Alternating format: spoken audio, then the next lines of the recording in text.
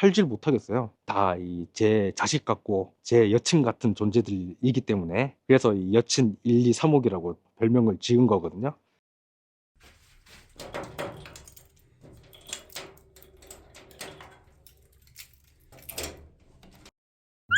선배님, 안녕하세요. 도쿄선 남조 도서남 고구마입니다. 유명 센파이다치 모쿠니치와 고구마 데스. 네, 보시다시피 오늘 여친 1, 2, 3호기 이렇게 있거든요.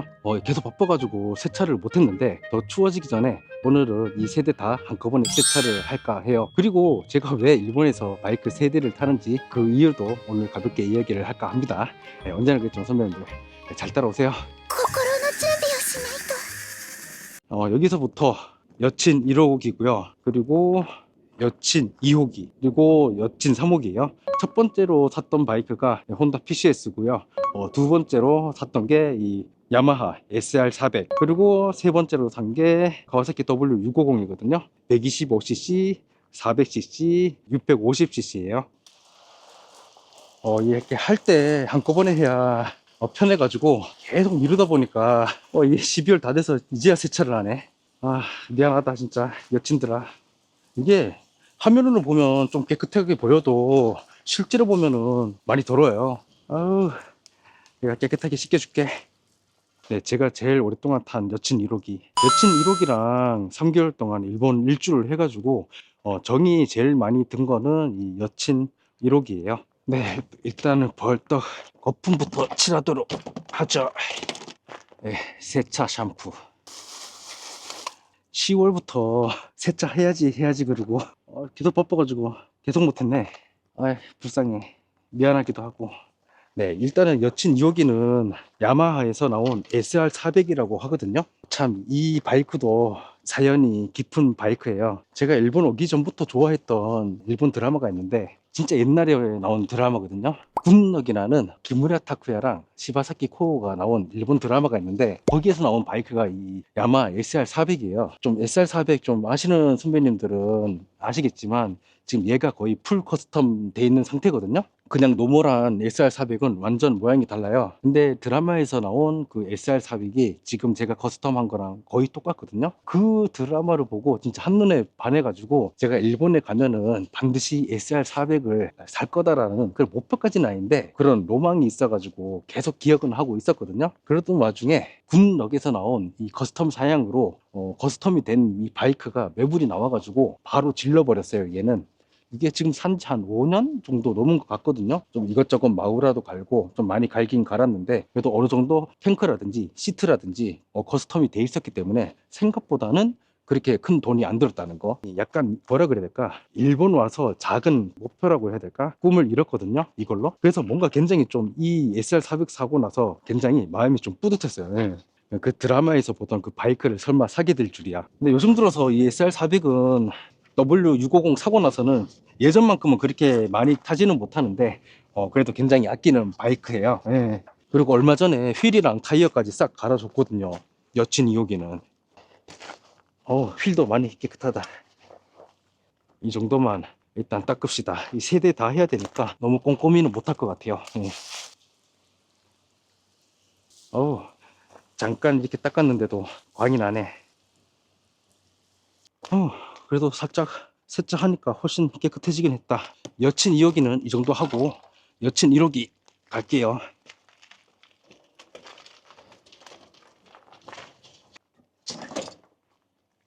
여친 1호기가 제일 지금 많이 타긴 하거든요.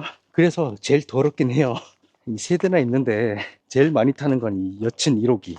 왜냐면 장 보러 갈 때도 이거 타고 다니고 이 도쿄 시내 다닐 때는 보통 1호기 타고 다니거든요. 그리고 이틀 전인가 3일 전에 이 타이어를 앞뒤로 새 거로 갈았거든요. 그래서 여친 1호기는 실질적으로 요즘에는 진짜 저의 발끝은 존재. 도쿄 도심에 갈 때는 거의 얘를 타고 가요. 왜냐면 이 큰 바이크 두 대 타고 가면은 세워놓는 것도 불안하고 세워둘 만한 그런 장소도 거의 없거든요. 그래서 대부분 도쿄 도심 들어갈 때는 얘를 타고 들어간답니다. 여친 1호기는 제가 탄 지 거의 10년 다 돼가는 것 같아요. 예. 이 초창기 PCS거든요. 요즘에는 좀 보기 힘든 PCS가 되긴 됐죠. 이게 보시면 군데군데 상처가 많은 아이야. 가오를 새 걸로 싹 갈고 싶긴 한데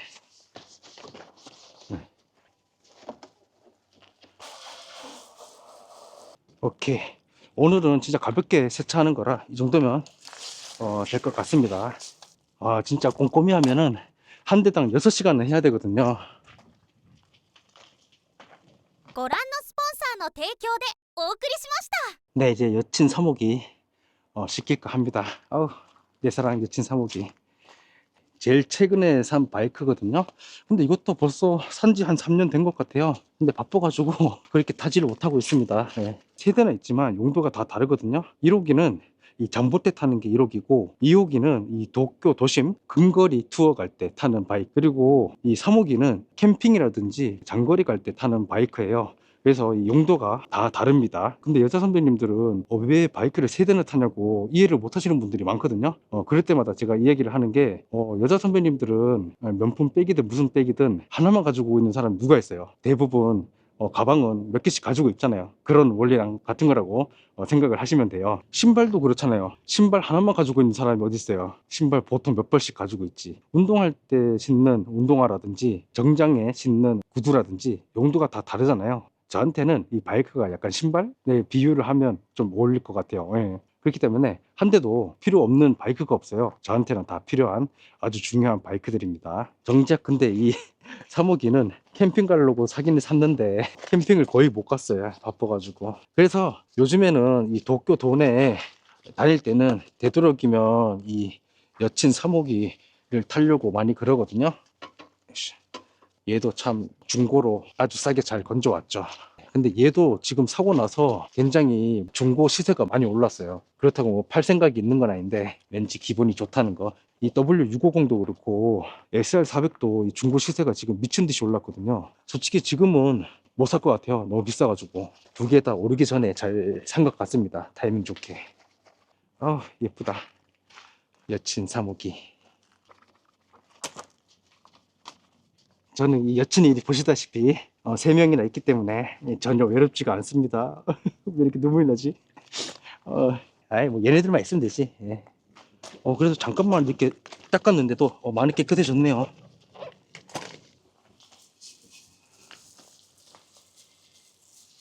예, 그리고 제가 일본 와서 목표라고 해야 될까요? 이 결혼하기 전까지는 이 바이크 세대 가지고 있는 게 약간 꿈 비슷한 목표였거든요. 이렇답니다. 왜냐면 결혼하고 바이크 사는 거는 엄청 반대하잖아요. 근데 결혼하기 전에 바이크 있는 거는 그래도 뭐라고 안 그러니까, 그래서 되도록이면 결혼하기 전에 이렇게 바이크 세대는 꼭 가지고 싶었어요. 그나마 좀 일본 와서 작은 목표를 이뤘답니다. 오. 근데 1호기가 정이 제일 많이 들어가지고 솔직히 이 팔까도 생각을 했었는데 정이 많이 들어서 팔지를 못하겠더라고요. 근데 어차피 팔아도 연식이 너무 오래됐고 4만 넘게 탔거든요. 팔아도 한 50만 원도 못 받을 거예요, 얘는. 그래서 평생 저랑 같이 가야 돼요.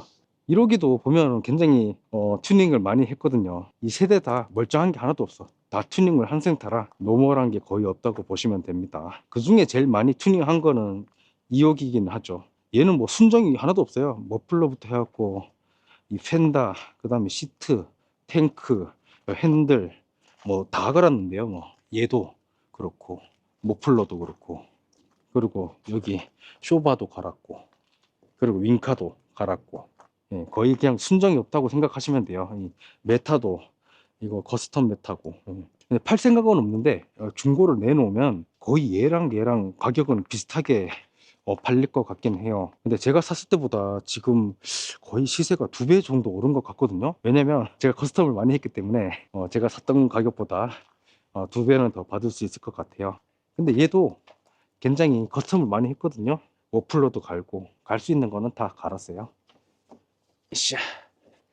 근데 솔직히 남자분들도 잘 이해를 못 하시더라고요. 바이크가 무슨 세대나 필요하냐고.